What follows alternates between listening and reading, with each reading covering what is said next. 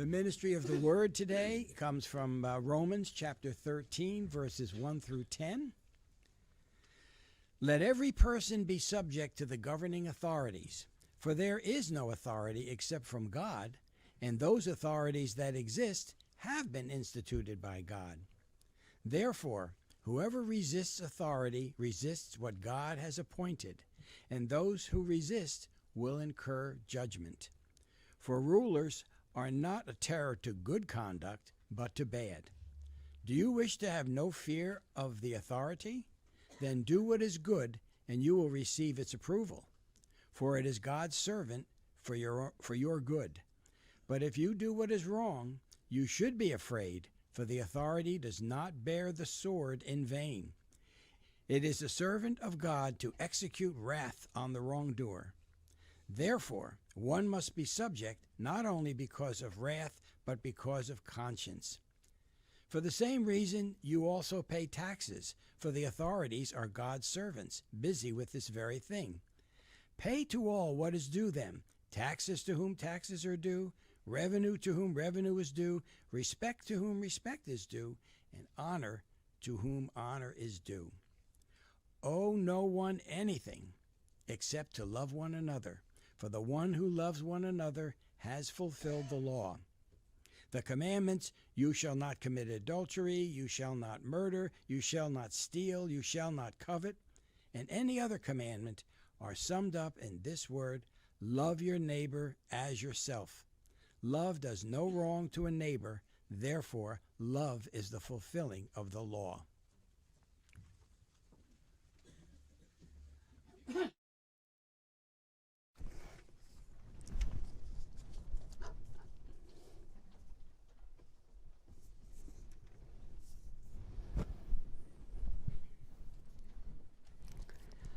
Thank you, Frank.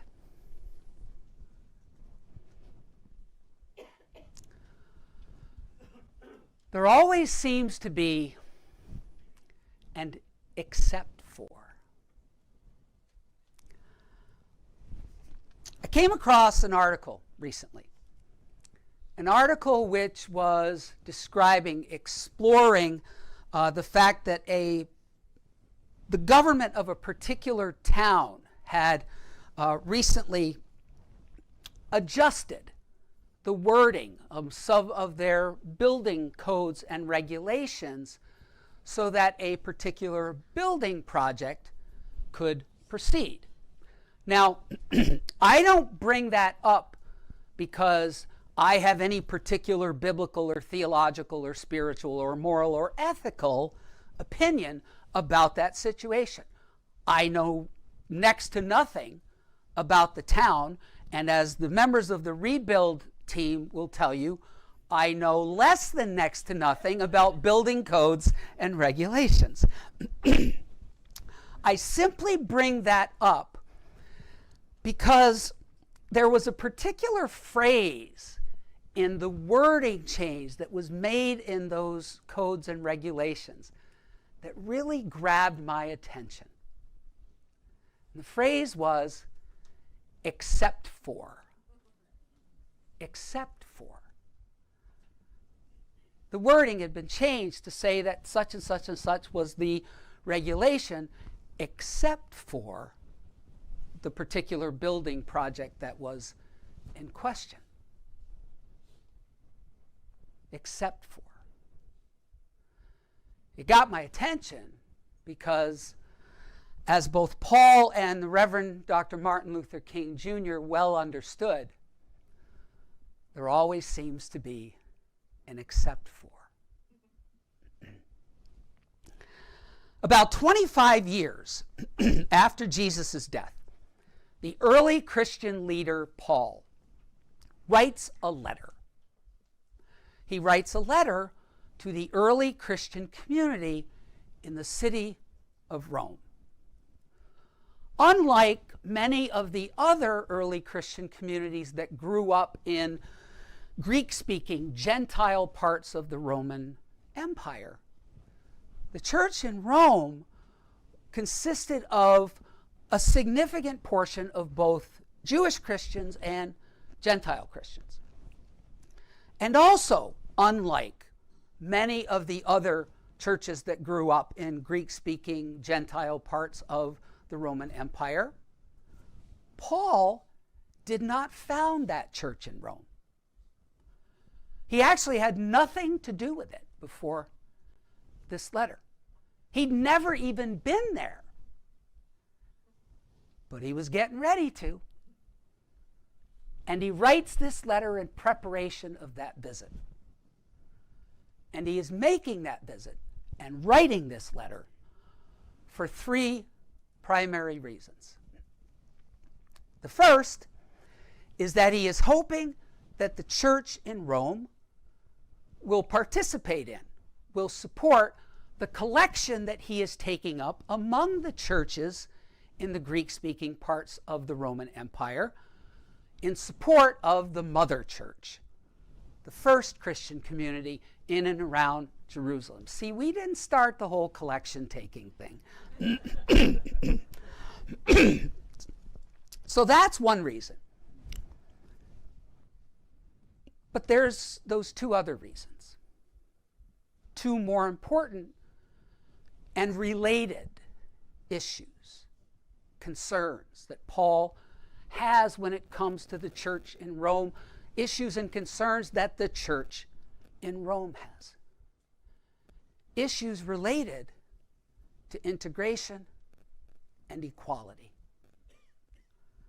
See, about 10 years earlier, the Roman Emperor Claudius expels all Jews and Jewish Christians from Rome.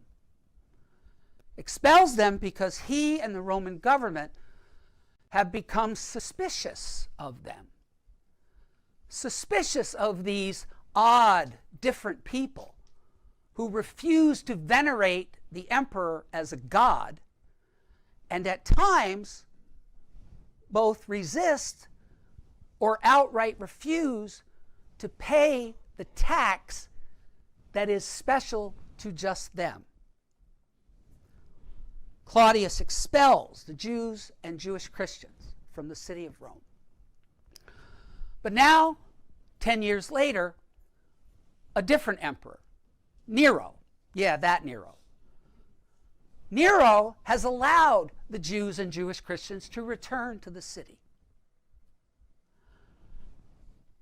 And those returning Jewish Christians fully expect, and have every right to expect, to be fully integrated once again into that spiritual community, into the early church in Rome.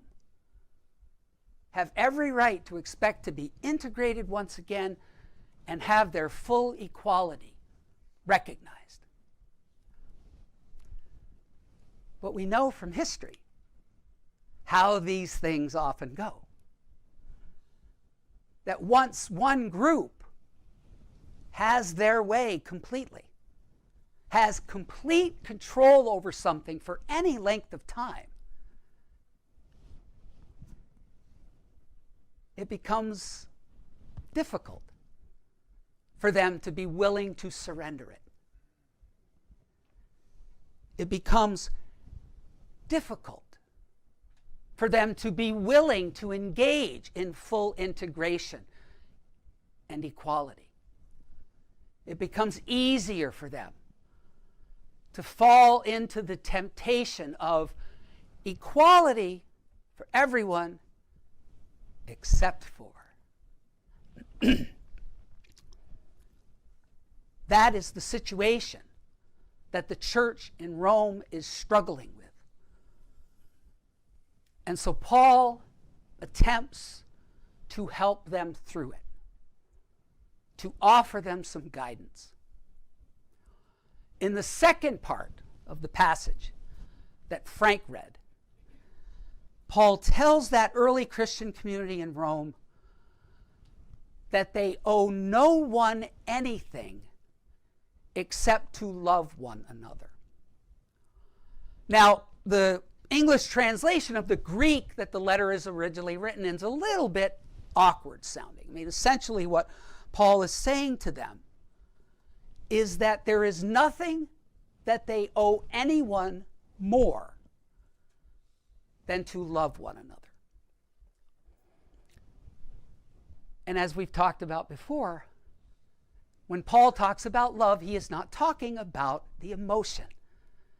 He is talking about love as an act, as a way of being in the world, a way of being in the world that recognizes and respects and honors the fact that all others are equally loved and valued daughters and sons of God, and therefore entitled to the full equality and justice and mercy and compassion that God wants for all God's people.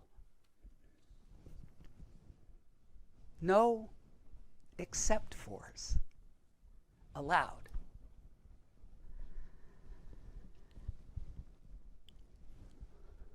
But that still leaves the other issue, the other serious and related issue that the early Christian church in Rome is facing. See, while those Jews and Jewish Christians have been allowed to return to the city, well, they and now the Gentile Christians in that community are starting to come under increasing suspicion and threat from the Roman government.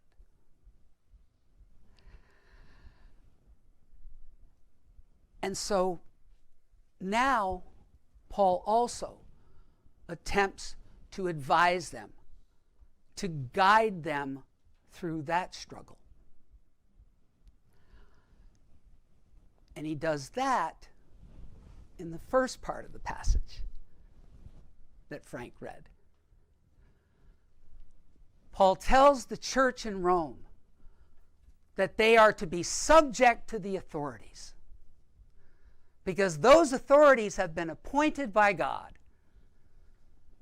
They have been given authority by God to carry out God's judgment and punishment. And so therefore, to resist them is to resist God's will. So follow the rules, Paul says. Pay your taxes. Okay? Honor and respect the authorities. Now I'm guessing that, like me, some or all of that made you want to respond at the very least with, I don't think so. And at worst, by standing up and yelling out, heck no. Especially that part about government and leaders and rulers being appointed by God. Appointed by God. Appointed by, essentially anointed by God to carry out God's judgment and punishment, and that to resist them is to resist the will of God. Yeesh.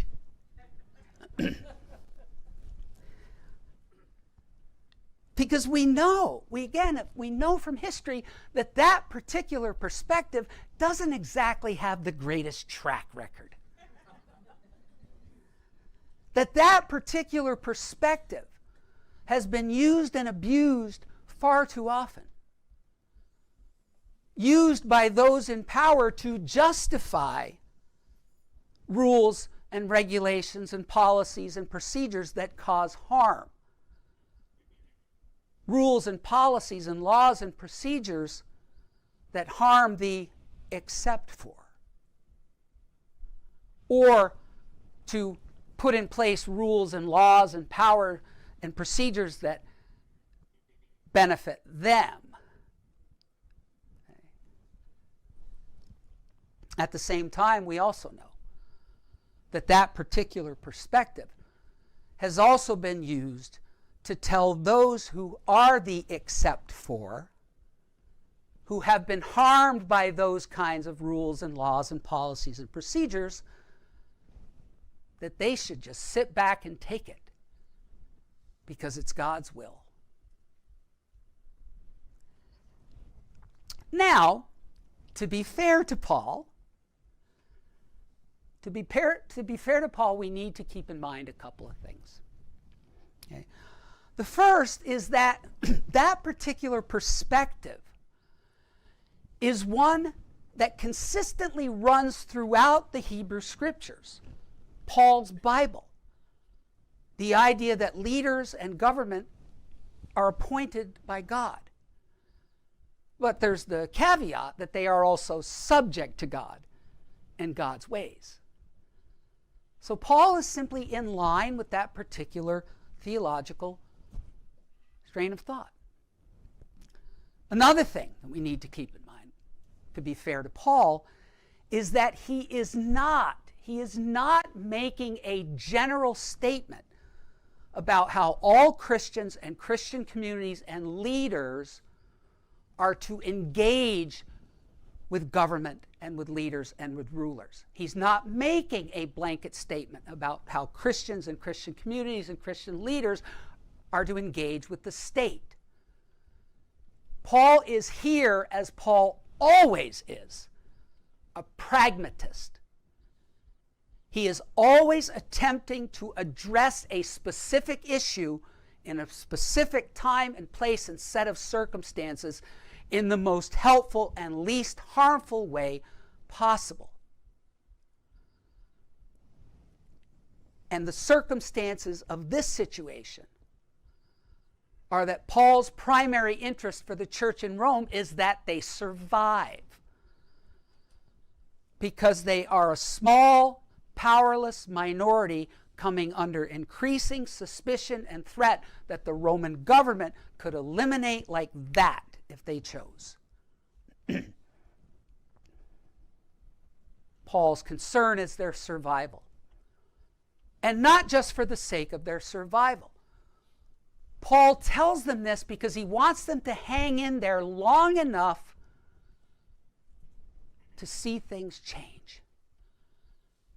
And because Paul believes, as so many of the early Christians did, that things are going to change and change soon. See, Paul, like so many of the early Christians, believed that Christ was coming back and coming back soon. And when that happened, it was going to usher in a complete transformation of all of creation. It was going to usher in a time of full equality and justice and compassion and mercy and all the rest for all of God's people. It was going to usher in a time of no more except fors. It is the same time that Martin Luther King Jr. was committed to.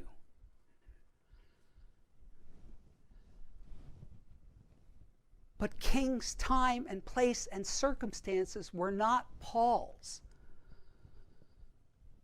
And so King came to that.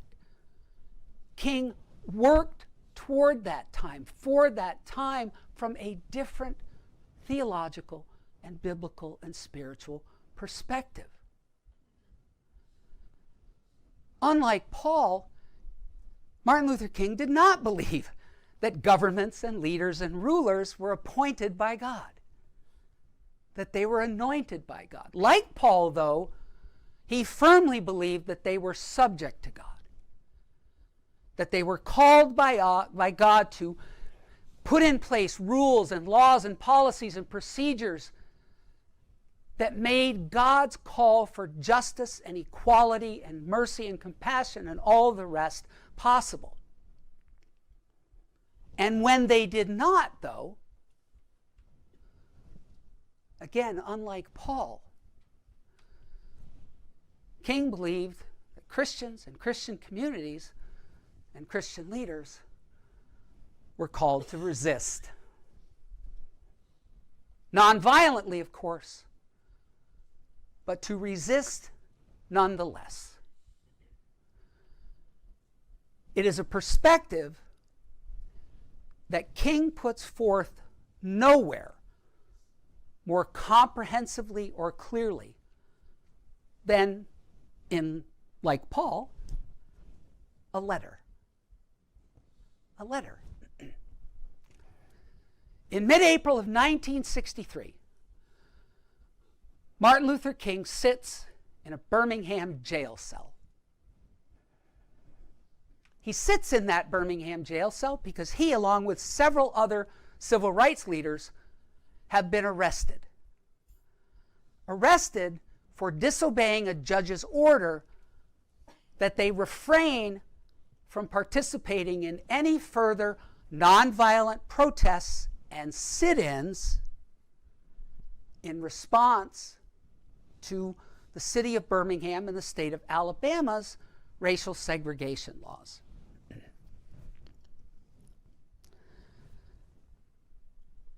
On April 16th of 1963, as King sits in that Birmingham jail cell, he writes a letter. A letter that is provoked by a published statement made by several white Christian ministers in the city. A statement denouncing King and his methods, calling him an unwanted, meddling outsider. In response, King writes the letter that we have come to know as Letter from a Birmingham Jail. And in that letter, King lays out the things that we've already talked about.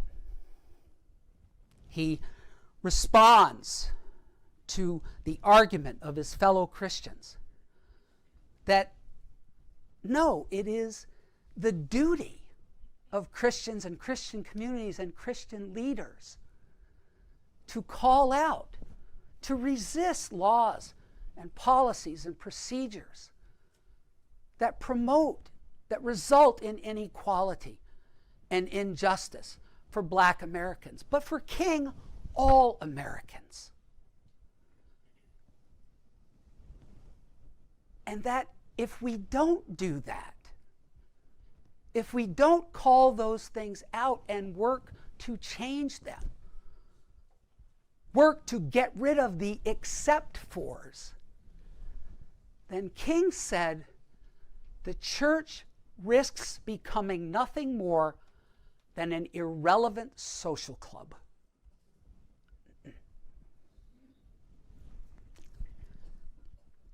4 years later, King will say very much the same thing, but in a way that, to me at least, is more powerful and inspiring and hopeful. In a 1967 sermon called A Knock at Midnight, King said this: "The church must be reminded that it is not called by God to be the state's cheerleader, its champion, or its servant. Instead," King said, "the church is called by God to be the conscience of the state." We are called by God to be the conscience of the state. And we do need to be reminded of that. I know I do. We need to be reminded of that, and reminded of that a lot more often than just on Martin Luther King weekend. But for us to be that, for us to be the conscience of the state, there's a couple of other things that I think we also need to be reminded of on a regular basis. The first is that while there has been significant, meaningful progress made when it comes to equality and justice and all the rest in this nation for Black Americans, for all Americans.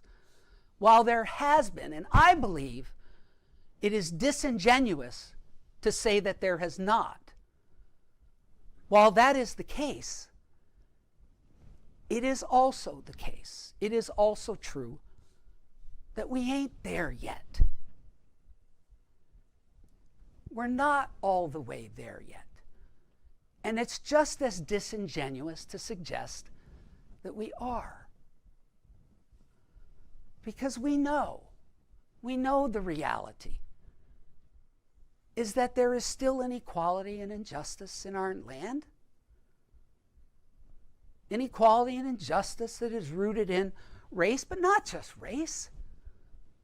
Rooted in sex, rooted in ethnicity, rooted in religion, rooted in gender expression, rooted in economic standing, rooted in political orientation, that we are still a nation of too many except fors.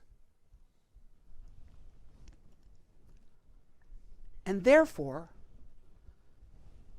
we also need to be reminded, if we are to be the conscience of the state, that as Paul and King agreed on, as Paul and King fully, deeply understood,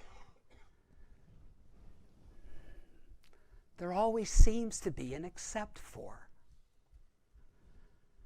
And the thing is, as they also knew, depending upon the time and the place and the circumstances, the except for could be anyone, even us. Amen.